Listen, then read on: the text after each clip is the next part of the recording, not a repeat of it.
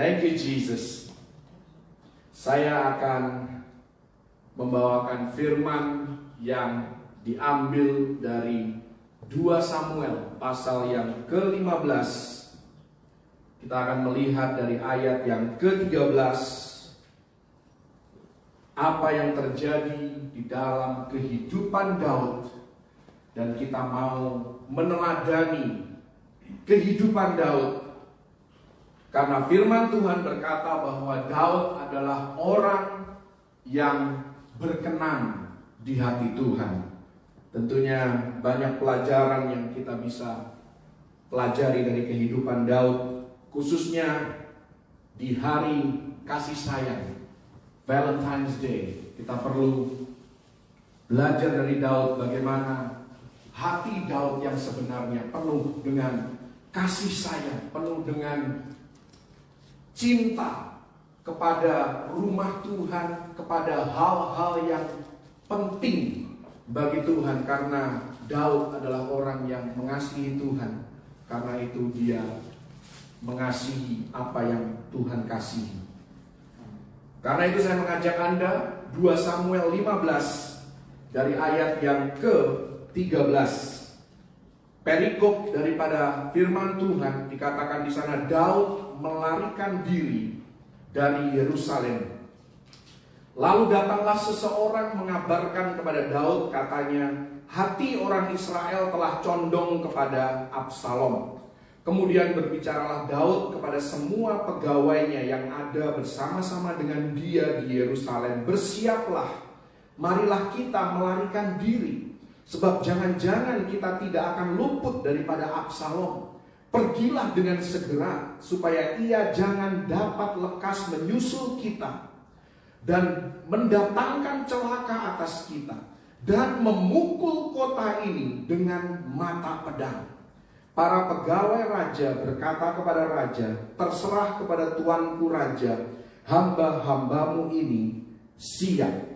Kita lompat ke ayat yang ke-23 untuk menyingkat waktu. Ayat 23 di sana dikatakan, seluruh negeri menangis dengan suara keras ketika seluruh rakyat berjalan lewat. Raja menyeberangi sungai Kidron, dan seluruh rakyat berjalan ke arah padang gurun. Dan lihat juga Sadok ada di sana beserta semua orang Lewi pengangkat tabut perjanjian Allah. Mereka meletakkan tabut Allah itu. Juga Abiatar ikut datang, sampai seluruh rakyat dari kota selesai menyeberang. Lalu berkatalah raja kepada Sadok, bawalah tabut Allah itu kembali ke kota.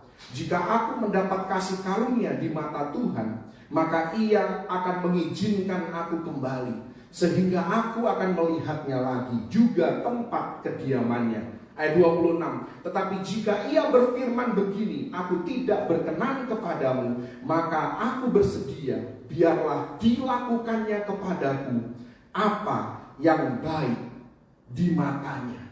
Ini satu pengakuan daripada Daud yang begitu luar biasa tentang kedaulatan Tuhan. Tadi baru saja kita nyanyikan, waktu Tuhan adalah yang terbaik.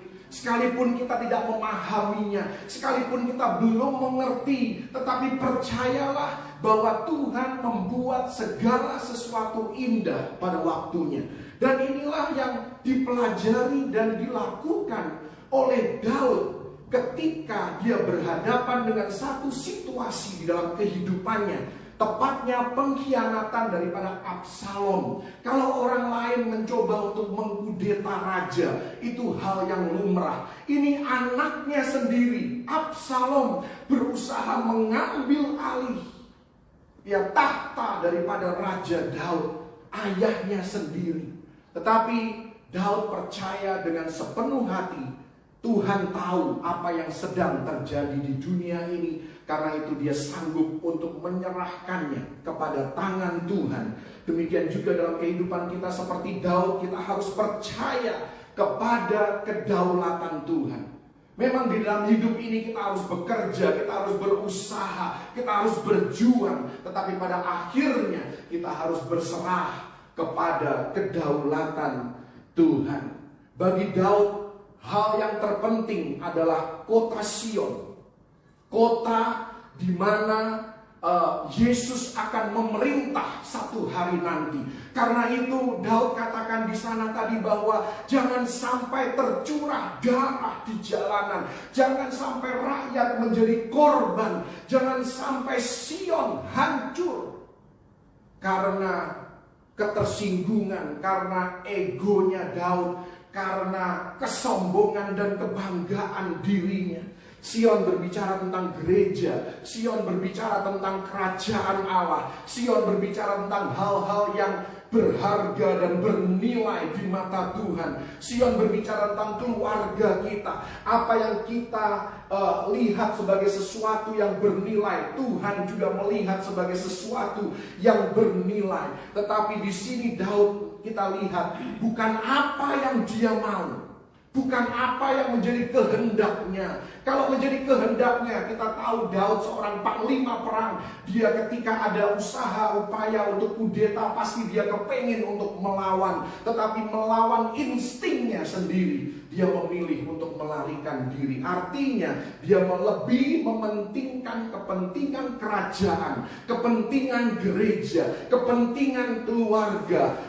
Dia lebih peduli pada apa yang terbaik untuk kerajaan Allah dan bukan kerajaannya sendiri.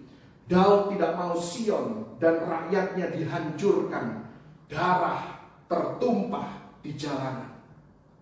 Karena itu sekali lagi kita harus percaya di dalam kehidupan kita, Tuhan tidak pernah membuat kesalahan.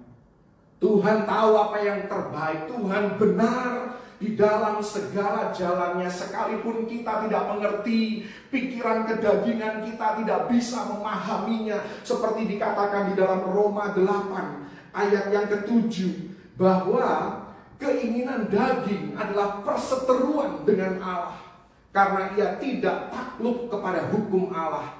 Hal ini memang tidak mungkin baginya. Juga dikatakan oleh Rasul Paulus lagi di tempat yang lain, 1 Korintus 2 ayat yang ke-14, manusia duniawi tidak menerima apa yang berasal dari Roh Allah, karena hal itu baginya adalah suatu kebodohan, dan ia tidak dapat memahaminya, sebab hal itu hanya dapat dinilai secara rohani. Hal kedaulatan Tuhan hanya dapat dinilai dengan kacamata rohani, dengan perspektif ilahi. Kita perlu roh yang membedakan, kita perlu kerendahan hati supaya kita bisa mengerti kedaulatan Tuhan.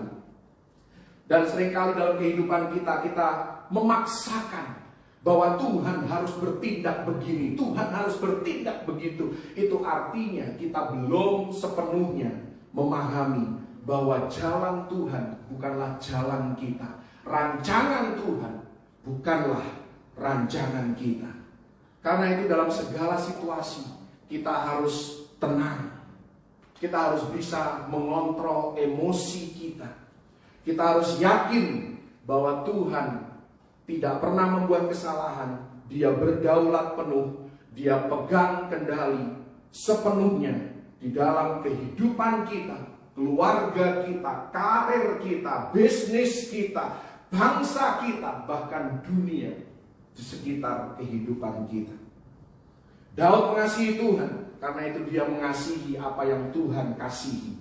Apa yang Tuhan kasihi? Tuhan mengasihi firman Tuhan, Tuhan mengasihi Israel, Tuhan mengasihi bait Allah, Tuhan mengasihi kota Allah yang hidup.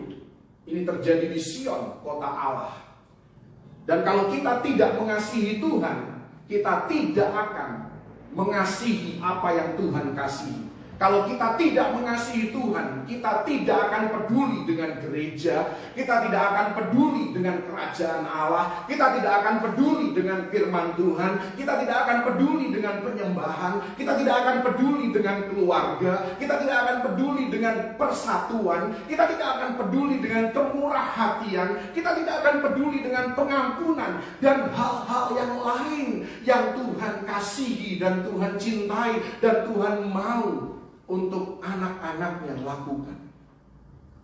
Dua hal yang membuat hidup Daud berkesan. Minggu yang lalu saya sudah singgung hal ini. Dua hal dalam kehidupan Daud yang patut kita teladani. Yang pertama, Daud tidak pernah menyembah berhala. Tidak pernah sekalipun dia berpaling dari Yehovah God, dari Allah Israel, Allah yang benar satu-satunya, dan berpaling kepada Allah asing. Tidak pernah. Daud tidak sempurna. Dia membuat banyak kesalahan dalam hidupnya. Dia melakukan hal buruk dalam hidupnya. Tetapi satu hal, dia tidak pernah menyembah Allah lain. Dalam keterpurukannya, Daud selalu kembali kepada Allahnya satu-satunya. Itu yang pertama. Yang kedua, perhatikan hal ini. Daud menolak untuk mengangkat pedang terhadap keluarganya sendiri. Tidak peduli apa yang dilakukan oleh keluarganya, sebejat apapun kehidupan mereka, sejahat apapun mereka, seberapa banyak pun mereka merugikan Daud, Daud tidak pernah sekalipun mengangkat pedang terhadap keluarganya. Ini yang saya mau tekankan di sesi kali ini, bahwa Daud ini seorang panglima perang. Kita melihat Daud itu cute, kayaknya aduh ganteng banget, ya pipinya kemerah-merahan. Anda tahu bahwa Daud dilarang oleh Tuhan untuk membangun bait Allah. Kenapa? Karena tangannya penuh dengan darah. Memang Daud di satu sisi dia lemah lembut, dia cute, ganteng, ya kayaknya kalau ketemu orang suka malu-malu. Tetapi di medan pertempuran, dia orang yang ganas. Dia seorang panglima perang. Dan tentunya ketika terjadi upaya kudeta oleh Absalom, bukanlah hal yang mudah untuk Daud meninggalkan tahtanya sebagai raja.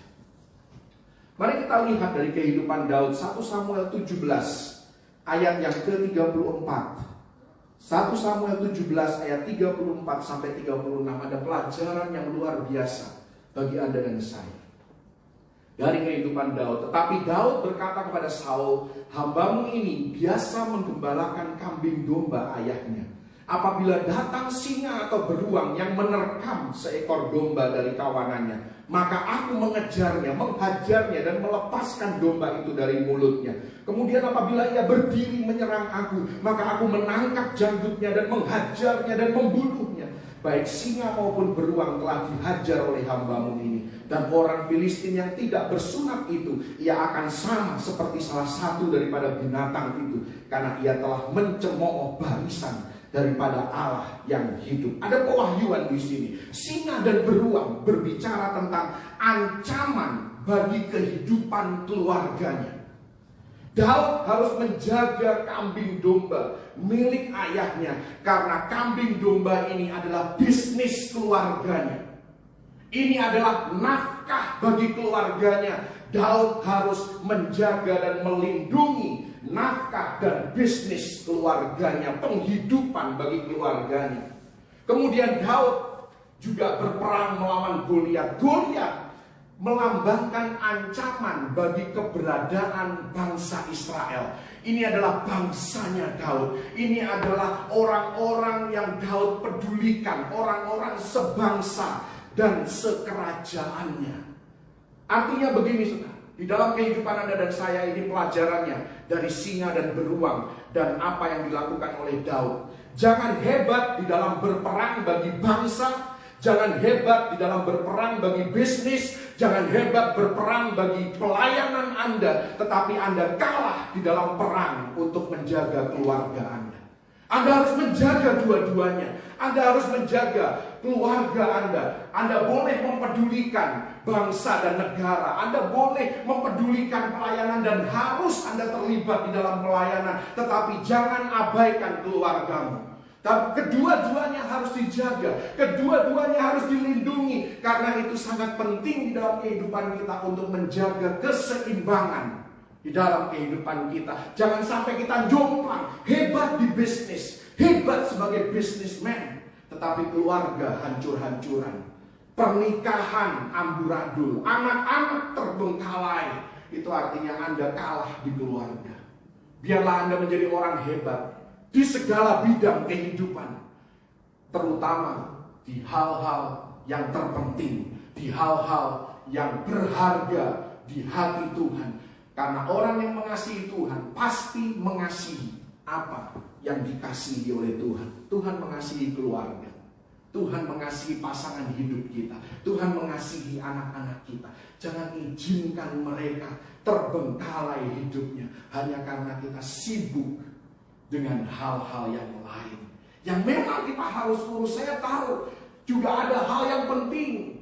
Anda seorang pemimpin gereja, Anda perlu untuk memelihara dan merawat domba-domba yang Tuhan percayakan. Anda seorang bisnis, saya tahu bahwa Anda harus merawat bisnis Anda supaya menjadi bisnis yang menguntungkan. Tetapi jangan tinggalkan Sion. Jangan izinkan Sion hancur. Daud dikelilingi oleh para pengikut yang mahir berperang. Dan Daud menang dalam banyak peperangan. Tangan Daud begitu penuh dengan darah sampai Tuhan melarangnya untuk membangun bait Allah. Tetapi kali ini di dalam peristiwa pengkhianatan Absalom, Daud memilih untuk tidak berperang melawan Absalom. Daud berpikir jangan sampai darah tercurah, jangan sampai rakyat menjadi korban. Karena itu dia menyerahkannya kepada Tuhan. Inilah Daud yang sebenarnya. Kasihnya yang begitu besar terhadap kota Allah yang hidup, terhadap keluarganya sendiri. Ia tidak mau Sion hancur. Dia rela untuk mengesampingkan perasaan dan instingnya untuk melawan. Kita tahu bahwa Sion adalah kota yang direbut Daud dari bangsa Yebus.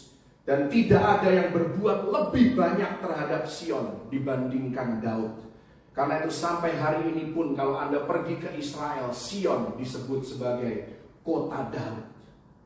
Tetapi pelajarannya bagi Anda dan saya, hari ini ada kalanya di dalam kehidupan kita, kita harus memilih untuk tidak melawan. Sekalipun kita berhak untuk melawan, sekalipun kita dibenarkan untuk melawan, sekalipun kita punya dasar yang kuat untuk melawan. Kenapa? Ada kalanya kita harus menahan diri dari berperang. Karena kita tahu akan ada korban. Meskipun kita menang, tetapi harga yang harus dibayar terlalu mahal. Pasukan Absalom mendeklarasikan secara terbuka bahwa Absalom akan mengambil alih tahta Daud. Daud bisa saja melawan, dan kemungkinan besar menurut dugaan saya Daud akan menang. Tetapi dia memilih untuk menghindar. Dikatakan supaya tidak ada darah yang tertumpah dan terjadi perang sipil. Tujuan Daud adalah untuk mempertahankan kota Allah. Daud dalam hal ini tidak menonjolkan egonya ketika Absalom berusaha merebut sesuatu yang sangat bernilai dan berharga dalam kehidupan kita. Demikian juga dalam kehidupan kita sehari-hari, adalah masalah keluarga, ada masalah gereja, ada kalanya kita harus menahan diri dari berperang demi kepentingan yang lebih besar.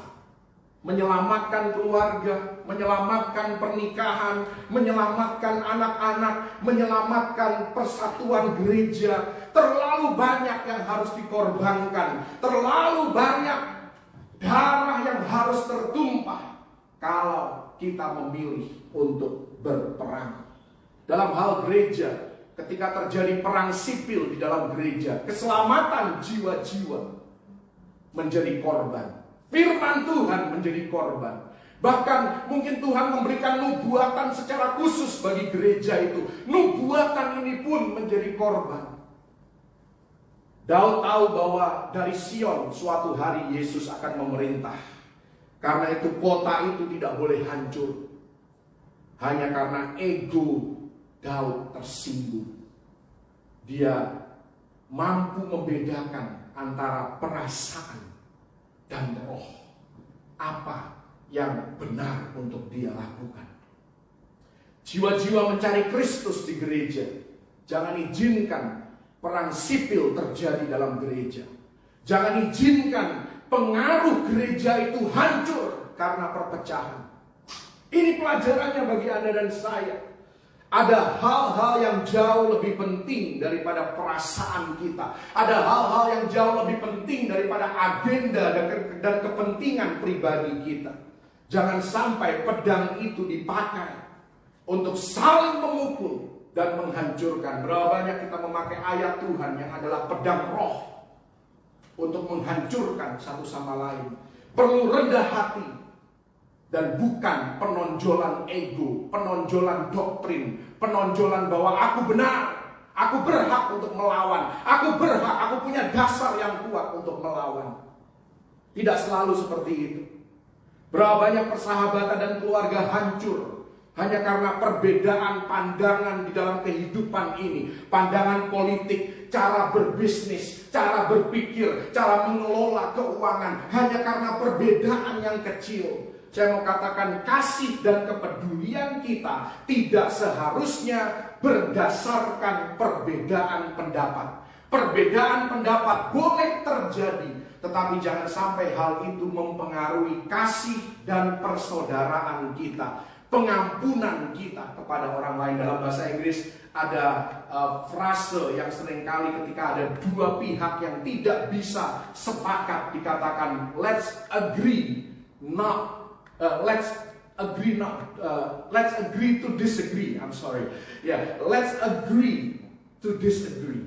Jadi biarlah kita tidak sepakat, tidak apa-apa. Anda punya partai politik yang satu, saya memihak partai politik yang lain. Anda boleh berpihak pada pemerintah, saya berpihak pada oposisi. Tetapi ujung-ujungnya kita tetap mengasihi satu sama lain.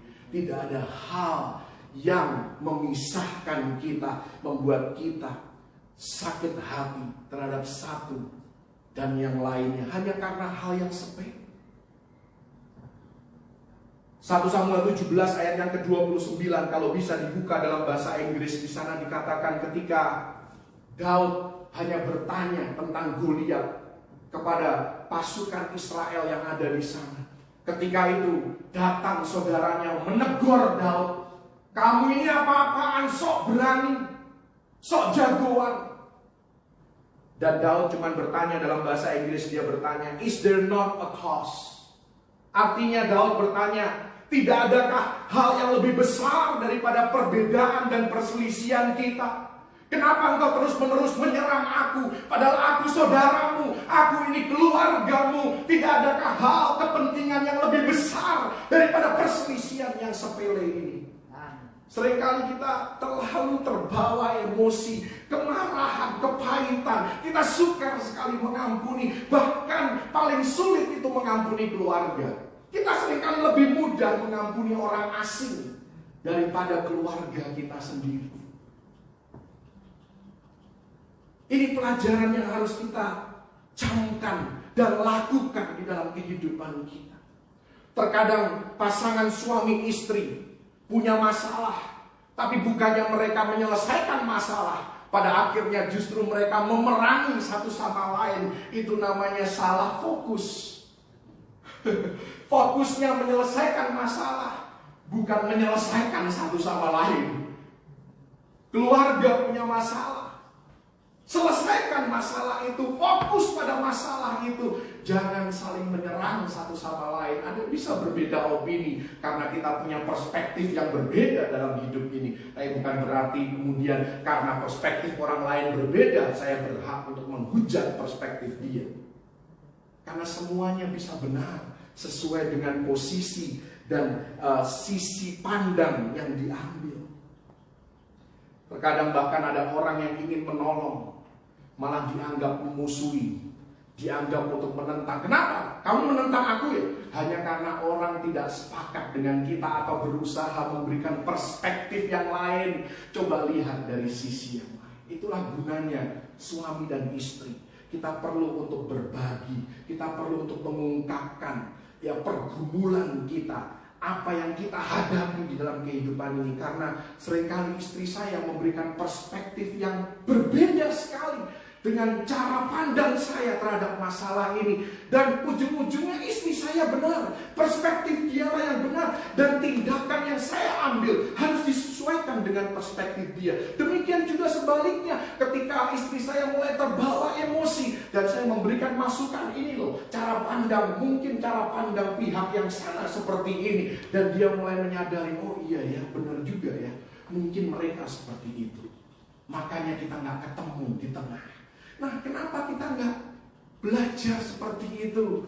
Ya, dan bukannya kita saling mengeluarkan pedang kita masing-masing, keluarin ayat masing-masing, ya, untuk saling menyakiti satu sama lain. Dalam Matius 26 ayat yang ke-51 dan 52 ada kejadian yang menarik ketika itu. Yesus hendak ditangkap oleh pasukan Romawi yang dibawa oleh Yudas Iskariot. Petrus menyalahgunakan pedang. Ya kan? Sebenarnya saya mau katakan bahwa Petrus itu meleset. Tujuan dia itu mau memotong kepala daripada pasukan itu, saudara. Tapi meleset, kenanya kuping, saudara. Beruntung orang itu masih hidup. Di dalam Matius 26 ayat yang ke-52, saya mau merubah kata-kata Yesus. Dan kira-kira salah satu interpretasi daripada perkataan Yesus adalah seperti ini kepada Petrus. Petrus, doktrinmu benar, tetapi caramu salah. Itu yang Yesus katakan kepada Petrus. Berapa sering dalam kehidupan kita, posisi kita benar. Apa yang kita ngomong memang benar, tetapi cara kita menyampaikannya salah. Sehingga kita tidak sengaja memotong kuping orang, memenggal kepala orang, menyayat hati orang. Karena itu saya mau katakan, ada kalanya kita harus berkata, simpanlah pedangmu. Kita tidak harus saling menyakiti, kita tidak harus saling menghujat.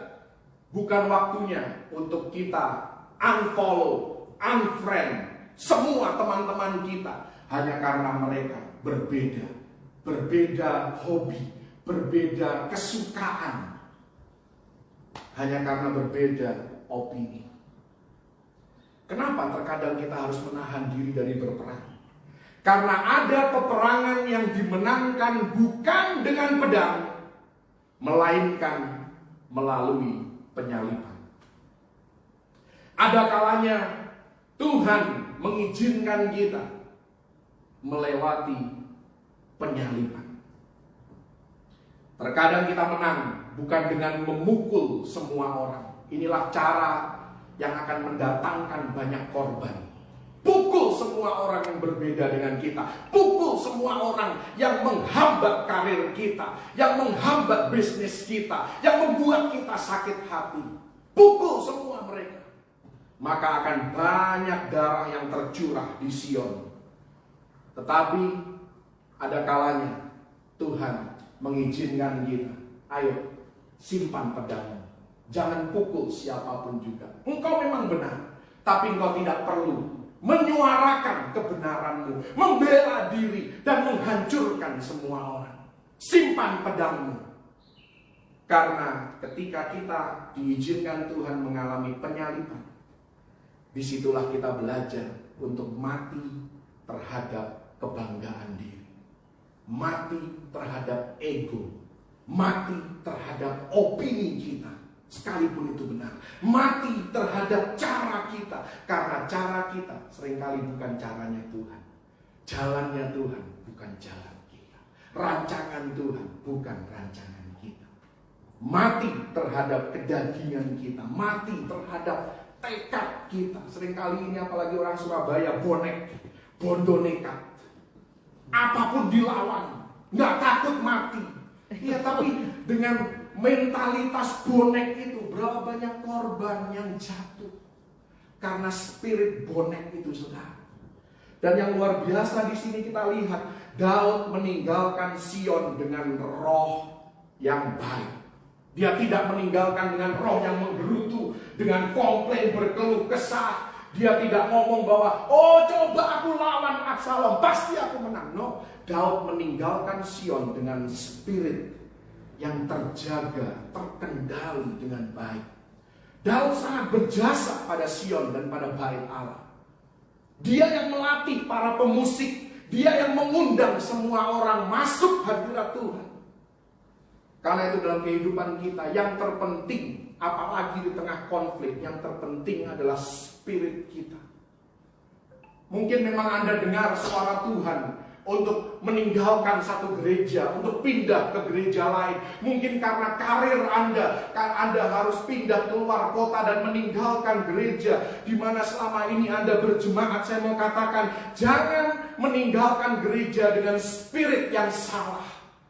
Jangan meninggalkan gereja lalu mengharapkan kehancuran gereja yang Anda tinggalkan itu. Seolah-olah hanya kita yang diurapi, seolah-olah hanya Anda yang punya hadirat Tuhan. Ketika Anda keluar dari gereja itu, Anda membawa hadirat Tuhan bersama-sama dengan Anda. Hal ini juga berlaku untuk perusahaan. Anda harus berhati-hati ketika Anda keluar dari sebuah perusahaan. Perusahaan itu memang mungkin tidak membuat Anda kaya raya, tetapi membuat Anda hidup. Anda harus hargai itu. Kalau Anda harus keluar, lakukan secara baik-baik. Dari mana saya tahu tidak ada kepahitan dalam roh Daud? Karena 2 Samuel 15 ayat yang ke-29 dikatakan di sana bahwa Sadok, imam itu mau membawa tabut perjanjian. Ketika Daud mau keluar dari Sion, dia mau membawa, Sadok mau membawa tabut perjanjian. Tabut perjanjian pada zaman itu berbicara tentang hadirat Tuhan. Sadok mau mengosongkan Sion, bukan hanya dari kehadiran daripada Raja Daud, tetapi juga hadirat Tuhan. Dia mau kosongkan dari Sion. Tetapi kemudian Daud katakan kepada Sadok, Sadok, bawa kembali tabut perjanjian itu. Jangan kau bawa keluar dari kota itu. Kalau Tuhan berkenan, maka aku akan diizinkan untuk melihatnya lagi. Kalaupun dia tidak berkenan, it's okay with me, no problem. Aku menyerahkan diri kepada kedaulatan Tuhan. Daud mampu mengontrol spiritnya, mampu mengontrol egonya. Biar kehendak Tuhan yang terjadi. Sanggupkah kita untuk melakukan hal yang sama ketika kita menghadapi satu konflik? Kita ketemu dengan orang yang sangat-sangat menjengkelkan kita, yang selalu merugikan kita, yang selalu merusak nama baik kita. Spirit macam apa yang kita punya? Daud, dia punya keyakinan yang luar biasa, dan inilah pelajaran yang perlu kita camkan. Daud tahu bahwa Absalom punya ambisi terhadap tahta. Dia punya ambisi untuk menjadi raja. Tetapi Daud tahu bahwa dia diurapi untuk menjabat di tahta itu. Dan saya mengatakan ini pelajaran bagi Anda dan saya. Ini yang saya belajar dalam kehidupan saya juga. Di dalam saya berkarir, di perusahaan, mengejar jabatan yang saya inginkan. Saya mau katakan, ambisi selalu dikalahkan oleh urapan. Ambisi selalu dikalahkan oleh urapan. Ada orang yang berambisi mengejar jabatan tanpa peduli jika harus menghancurkan para saingan. Diperlukan kedewasaan untuk menantikan waktu Tuhan dan mengontrol ambisi kita. Ada yang punya ambisi untuk mengekspansi bisnisnya, tetapi sebenarnya urapan dia bukan sebagai pebisnis. Urapan dia hanya sebagai orang yang punya visi, visioner. Dia sebagai yang merintis jalan. Yang melakukan harus orang lain. Karena itu kita harus bisa mengontrol ambisi kita. Seberapa besar pun ambisi kita untuk menguasai hal itu, Kita perlu orang yang diurapi untuk membuat hal itu sukses dan berhasil. Karena gitu kita harus terus memeriksa hati kita. Apakah kita hanya berambisi atau kita benar-benar diurapi untuk posisi itu. Kita tidak perlu serakah. Kita tidak perlu menginginkan untuk menguasai semuanya. Gereja perlu kolaborasi antara gembala, antara pemimpin, pengerja, dan jemaat. Perusahaan perlu kolaborasi antara bos, antara direktur dengan pegawai. Bisnis perlu kolaborasi. Apalagi kalau bisnis keluarga, perlu kolaborasi antara orang tua dan anak untuk bisa memajukan bisnis itu. Masing-masing harus melakukan bagiannya. Orang yang diurapi tidak perlu mencari posisi, tetapi posisi itu akan mencari orang yang diurapi. Hanya karena kita berusaha, berupaya keras, bukan berarti upaya urapan itu akan datang. Kalau memang kita tidak diurapi di bagian itu, seberapapun Anda mau ngotot, Anda mungkin bisa melakukannya dengan baik. Tapi ada batasnya. Ada satu saat di mana Anda mentok untuk melakukannya. Kenapa? Karena Anda tidak diurapi untuk lebih daripada itu. Kan ini yang saya belajar, dan kadang-kadang aduh Tuhan, sulit sekali untuk menghidupinya. Sulit sekali untuk menjalaninya. Tetapi disitulah kita belajar untuk mematikan kedagingan kita, mematikan ambisi kita, dan berserah penuh kepada kedaulatan Tuhan. Posisi tidak mendatangkan urapan. Urapanlah yang akan menuntun kita kepada posisi. Karena itu Daud bisa pergi dengan tenang. Karena dia tahu Absalom tidak diurapi untuk tahta. Dia percaya sekalipun saat ini dia sedang terpuruk, Tuhan sanggup untuk menuntun hidupnya pada kehendak Tuhan ke area di mana dia diurapi. Karena itu Daud setelah peristiwa pengkhianatan Absalom, dia menulis Mazmur 62. Di sana dia katakan, hanya dekat Allah saja aku tenang, daripadanya lah keselamatanku. Hanya Dia gunung batuku, hanya Dia kota bentengku. Aku tidak akan goyah selama-lamanya. Mazmur 62 ditulis di tengah pengkhianatan Absalom. Dan pada akhirnya Absalom pun mati. Dan pada waktu Tuhan, tangan Daud tetap bersih. Ini yang harus kita belajar. Kita tidak harus membalas kejahatan, kerugian yang kita alami kepada orang-orang yang merugikan dan menyakiti kita. Karena pembalasan bukan hak kita. Pembalasan milik Tuhan. Amen. Haleluya. Sama seperti Daud tidak mau Sion hancur. Begitu juga dalam kehidupan keluarga kita, gereja kita. Berhati-hatilah memperlakukan pasangan hidup kita. Berhati-hatilah dalam memperlakukan anak-anak kita. Dalam banyak hal, damai sejahtera lebih penting daripada membuktikan bahwa kita benar. Dan itu saya buktikan sendiri dengan bagaimana saya berurusan dengan anak-anak saya. Terkadang saya cuma mau tenang, terserah mereka mau jungkir balik, mereka mau ngomel-ngomel, yang penting damai sejahtera. Dan saya berusaha sedemikian rupa sebagai orang tua, saya tidak mau menghancurkan anak-anak saya. Sekalipun emosi selalu berkata, biarin aja, hancur juga gak apa-apa. Tetapi saya harus belajar untuk mengendalikan ego, mengendalikan perasaan dan emosi. Bukan berarti kita tidak boleh tegas pada kejahatan dan ketidakadilan. Tetapi intinya jangan hancurkan keluarga kita dengan kata-kata dan perlakuan kita yang kasar, yang menekan mereka, bahkan yang menghancurkan spirit mereka. Kasihi mereka tanpa syarat. Haleluya. Fokus pada hal yang terpenting, yaitu Yesus dan kerajaannya dan kebenarannya. Kemenangan tidak selalu diperoleh melalui pedang. Kemenangan terkadang diperoleh melalui penyaliban.